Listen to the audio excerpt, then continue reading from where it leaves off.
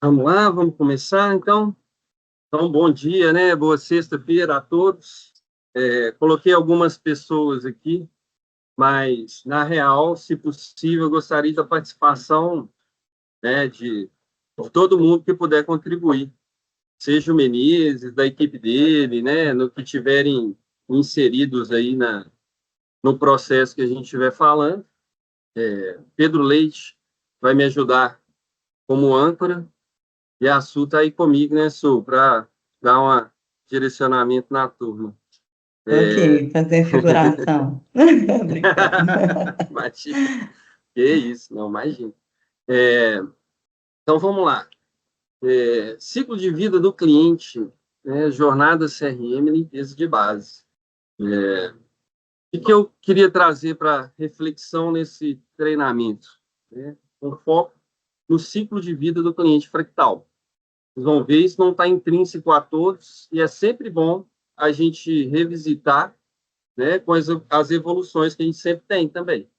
Utilização do CRM, né? Falamos do CRM, como utilizar essa ferramenta da forma a nos entregar o máximo, né? E a gente tem uma boa oportunidade com o grau de maturidade que nós já temos, né, no CRM, desenvolvido pelo Leite, pelo Petro, né, por todos que deram inputs aí, né, todos da área, enfim, é um trabalho em várias mãos, mas totalmente personalizado porque a gente precisa, né, alinhado com as nossas jornadas e com o nosso trabalho propriamente.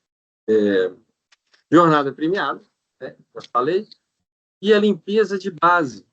Então, falaremos também da limpeza de base, do fluxo de clientes, para onde passar, como passar, o motivo do que passar, né, quem que aprova, né, para a gente ficar bem redondo e até assim, né, motivação, o que realmente faz sentido. Tá? O problema, o que é o problema que nós temos que resolver?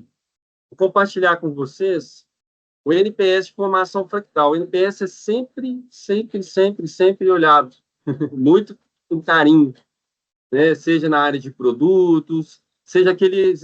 No final do ano, no final do semestre, a gente está rodando um tanto de NPS. Né? O próprio Martins está colocando aí algo que é muito importante, que é fazer tudo junto, né? Para a gente ter que ficar respondendo um tanto, mas ao responder, o tanto que é importante, porque isso é o drive das áreas. Então, aqui é o drive da formação fractal. A quinta pergunta que tínhamos era familiaridade com o ciclo de vida, tema do treinamento de hoje, né, do cliente. O funil de prospecção, vendas, processo de relacionamento, né, o desligamento até o final da vida dele aqui com a gente. Então, ele foi um NPS muito ruim. Né, 4 promotores, 4 passivos e um detrator. Com relação a essa pesquisa, eu queria compartilhar com vocês uma premissa. Não participaram dessa pesquisa assessores com menos de 6 meses de casa. O que nos faz ter assessores ativos com mais de 6 meses, todos eles têm mais de 2 anos, né, são cerca de 11, 12. Então, nós temos 9 respostas, é uma amostra bem importante, percentual, dos assessores que já vivem isso há mais de 2 anos, dentro da Fractal. Tá? Então, todas as respostas são relativas a esse par. Então, em geral, não estão confortáveis. Familiaridade com o registro de esforços, né? Eu trouxe o Leite aqui para nos ajudar, que ele já vem compartilhando que vocês têm procurado, enfim, ele tem algumas dicas que ele já foi captando já alguns, que pode ser para todos, tá? Então, NPS também 4 detratores, 4 promotores e um passivo. Como avalia a validade, desculpa, como você avalia a sua, né? Tudo é uma autoavaliação sobre a habilidade de construir o contexto, né? Desde a coleta de dados, né? A construção do contexto. 5 promotores, 3 passivos do detrator. Se eu coloco os assessores novos aqui, eu jogo isso tudo lá para detrator, porque é tudo novo, né? Mas mesmo os antigos, vocês veem que não é um NPS dos melhores, né? Até dos melhores, porque é 45, mas não é um NPS ainda satisfatório. E você se sente seguro para apresentar esse contexto, né? Consegue fluir todas, né, as áreas de geração de negócio, porque o contexto ele deve gerar vários negócios. não somente a parte de investimento. 4 promotores, eu imagino que esses 4 aí, né, vindo aí com uma experiência que já estão confortáveis de fato, 3 passivos e 2 detratores. Tá? Então, NPS também baixo. Ok? Estou compartilhando o problema com você. Portanto, entre no ciclo de vida padrão, né? Que a gente tem aqui na Fractal.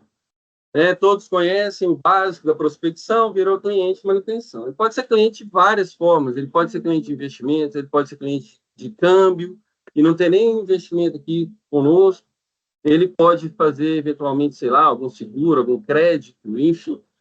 Mas, em geral, os clientes têm o patrimônio financeiro deles aqui, que é onde a gente tem muita expertise, né? Bem consolidado. As outras, eu acredito que a gente já pode dizer que a gente tem muita expertise, algumas mais consolidadas, outras um pouco menos, mas bastante expertise. Então, como que funciona na fase de prospecção? Né? Aqui em cima tem uma legenda das cores, né, que vai facilitar entender esse ciclo de vida. É importante. Isso aqui é a parte mais importante para mim da mensagem de hoje, associada, né, essa linha, associada à limpeza de base. Então, vamos lá. Identificação do cliente, né? Muitos têm leads frios, outros leads mais quentes, e isso impacta na construção do plano estratégico comercial, né? Que a gente tem construído todo início de semestre, a gente tende a fazer um semestre, né? Eventualmente também planejamento anual, dependendo da maturidade, enfim, né? E lá a gente fala percentual de conversões. Quanto mais quentes, mais experiência, mais autoridade o assessor passar, maior vai ser essa, né, parte de contato para converter para uma primeira reunião. Na primeira reunião, né, aí que vemos. E aí eu quero até ver as carinhas de vocês aqui que eu estou trazendo. Né? Como que vocês estão com a coleta de dados? Todo mundo conhece a ficha? Vai para uma reunião, para uma primeira reunião, para escutar? Eu pergunto. Se quiserem se manifestar, esse é o processo padrão. Quem já fez reunião comigo, fez reunião com o Léo, né, com prospects que a gente traz, e às vezes troca de base, enfim, a gente tem esse momento, mesmo que seja um cliente já da base, né, de escuta. Por quê? Vamos dizer que é o início do meu relacionamento com o cliente. Se é um assessor novo, está entrando com o cliente agora. Ele tem que escutar e preencher aquela lista. Está todo mundo confortável? Teve alguém levantando a mão? A Fran. A Fran Diga, levantou a Fran. mão. Eu procuro na primeira reunião sentir, né, o cliente, e se ele me dá abertura, eu já faço a coleta de dados na primeira reunião. Praticamente hoje eu estou conduzindo dessa maneira para na segunda reunião eu já apresentar o contexto. Isso para o prospect, né? Que a gente está falando. Isso, muito bem, Fran. Perfeito, Então, perfeito. Isso mesmo, assim, o que acontece a gente tem aquela ficha de coleta de dados, não é que a gente tem que ler aquilo, né, gente, mas é um norte, um direcionamento para a gente poder fazer. E é isso mesmo que a Fran falou. Primeiro você tem que quebrar o gelo, né? Ninguém vai abrir a vida inteira dele sem. Não, o primeiro contato que eu estou tendo com você. Eu falo muito com os assessores, inclusive estava numa one-on-one esses dias, eu costumo contar algumas coisas minhas, sabe? Eu acho que quando a gente se abre em relação à nossa vida, a gente deixa o prospect mais confortável. E é isso que a Fra falou, você ir sentindo a pessoa, né, o momento dela, e no desenrolar. Então, assim, primeiro, bem no início da reunião, é quebra-gelo mesmo, é tentar criar rapport, né, criar conexão com o prospect para ver onde você pode trabalhar aquilo e falar com ele, né? Eu acho que o ponto importante da primeira reunião é enfatizar que todas as informações que ele passar para a gente são informações sigilosas, né? Inclusive, nossa certificação não permite, né? A gente pode até perder a certificação se os dados do cliente vazarem. Então, a gente passar essa informação para ele já deixa ele, né, mais relaxado para poder transmitir essas informações. E o ideal é que a gente faça isso na primeira reunião mesmo, né? E falar com ele também, olha, eu preciso, é importante que eu tenha essas informações para eu te apresentar um diagnóstico. Não adianta, a gente pode falar o seguinte, a nossa profissão é muito parecida com um médico. Não tem como eu te dar um diagnóstico sem eu saber o problema. Então, eu preciso levantar a maioria dos dados que eu puder aqui da sua vida para eu poder tentar te ajudar e ver se eu consigo, né? E deixar se colocar assim também, não como dono da razão, mas como um possível ajudador e colaborador, facilita muito para que ele se abra mais e sinta mais conforto, né, em compartilhar essas informações com a gente. E o que eu Muito bem. sinto é que nesse ponto o cliente fica encantado. É muito. Eu estou sentindo isso. A propensão do cliente fechar com você é muito maior, porque ele vê o nível da sua seriedade na segunda reunião, quando você estuda e faz o planejamento financeiro dele. Então, eu estou sendo, tem sido quase que 100% de conversão, assim, eu fazendo dessa forma. Então, para mim, está sendo bastante válido. Excelente, Fran. Martins levantou a mão aí, eu acho. Eu só complementar um ponto que eu acho que é bem legal também, é a gente buscar conhecer o cliente e interessar pela história do cliente. Então, não tem nada mais gostoso para qualquer ser humano do que a gente contar nossas conquistas, nossa trajetória, falar da nossa vida. Então, se a gente se interessar genuinamente pela história do cliente, naturalmente ele vai se expondo, né, como pessoa, contando a trajetória dele, e você pode, dentro da história dele, né, ir fazendo perguntas de forma curiosa que já vão trazer as respostas do seu contexto. Então, por exemplo, ele contando a história dele, você pergunta, mas e aí, você é casado? Né? Você vai, né? E a sua esposa, seus filhos, né? Não, que legal, como é que... Então, dentro da história, ele contando a história da vida dele, você vai fazendo perguntas sem ser chato demais, mas que te ajude já no contexto, né? A coletar os dados. Então, é algo que faz toda a diferença em te interessar pela história da pessoa e interessar pela história da empresa da pessoa, que muitos são empresários, né? Da carreira da pessoa. Uma perfeita contribuição ainda, né, de todos muito experientes, e mostrando que esse, de fato, é o caminho. Entenda o cliente antes, né, antes de ir na reunião, saiba com quem você está conversando, né, tem um tema, stalkear esse cliente, né, num bom sentido,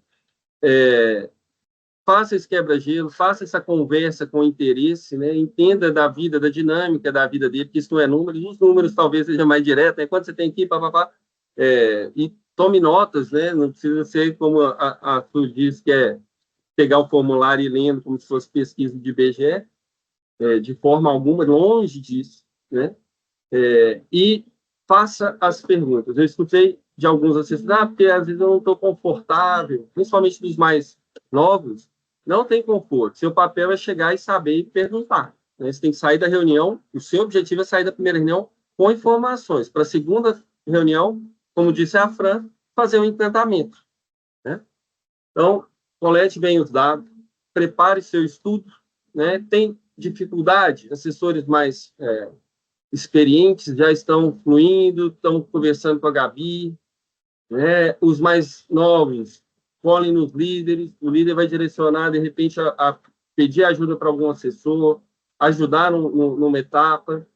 E aqui quero chamar a atenção, né? O Menezes viveu comigo um momento que já existia, porque já existia a famosa pastinha, lembra, Menezes? A Suelen fala disso muito também. A pastinha, vamos pegar a pastinha, vamos fazer isso tudo, vamos fazer uma pasta, né? E a gente pegava e eu sou o dono, eu sou o assessor, eu que estou com o cliente, eu que tenho interesse, CFP, estudar essa pegada de visão holística, não sei se esse é o termo, né? Não, visão global, né, da vida do cliente, que vai te trazer a possibilidade de dar uma solução personalizada em todas as áreas aí e gerar muitos negócios, que eu citei anteriormente. Então, com isso tudo vem, né, planejamento patrimonial, contexto, CFP, todas as áreas reforçando, né, o balanço patrimonial. Aqui a gente pode entender questões de crédito, né, e patrimônios imobilizados, toda essa primeira parte. A gestão de ativos, que eu não vou nem falar da gestão de ativos, né? Todo mundo aqui, tiver que cortar aqui, porque todo mundo já sabe, e falar dos outros, porque são muito importantes, e a gente tem que ter o mesmo nível de importância para todos. Planejamento de aposentadoria, a gente fala aposentadoria, mas liberdade financeira talvez seja o melhor termo, mais atual, né? Pessoas tendem a não querer parar mesmo de trabalhar. Gestão de riscos, sucessão, seguros, né? A parte de planejamento fiscal, principalmente empresas, e plano sucessório e governança. Isso tudo, na teoria, dá para fazer. Eu tenho certeza que a Fran, quando falou assim, quando chego na segunda reunião, ela pegou e deu uma olhada nisso aqui tudo, com a ajuda de quem ela envolveu aí nesse processo. Agora tem a Gabi para validar isso na nossa jornada, né? Então, aqui um ponto de atenção. Alguém quer acrescentar algum ponto antes de eu passar para o CRM? Vamos lá. Nós temos o CRM, e para isso está aqui Pedro Leite. Quem sabe faz ao vivo, ô louco. E antes de entrar no CRM, pessoal, isso tudo está associado com a nossa segunda jornada, né? O PAP XP, que está aqui como PAP XP, mas tem uma conotação mais ampla, porque aqui tem clientes também que, eventualmente, não estão na XP, né? Enfim, funil de leads, por exemplo, né? De repente o cara vai para a consultoria, mas ele está contando um funil de leads. Mas isso tudo, independente dessas questões de detalhe, vai para lá, vai para cá, né? No momento oportuno, nós, como liderança, estamos trabalhando, vocês, as questões de metas individuais, XP, grupo, dentro da agente autônomo, né? Mas essas aqui é num contexto mais global, O que são essas metas? Só para não deixar de passá-las, né? Realizar o mínimo 1, 2 ou 4 no Supermeta do Financial Planning, o funil completo no CRM. Realizar, no mínimo, 1, 2 ou 4 na Supermeta de OPIM. Temos já feedbacks, estamos indo bem na campanha, aproveito para parabenizá-los, né? Acabou, né? Hoje. Quem não fez, ainda dá para fazer um restinho aí. Do opt-in, mas como uma atividade perene aí, né, que não se limita a essa campanha que finaliza hoje, realizar novos leads no CRM e realizar no mínimo 90%, 95% ou 100%, né, Supermeta de apresentação de resultados. Então, é isso que eu queria dar um drive aqui para o Leite. Leite, eu queria ver se a gente consegue criar um lead, né, passar até o processo de coleta e levar até o ganhar esse lead.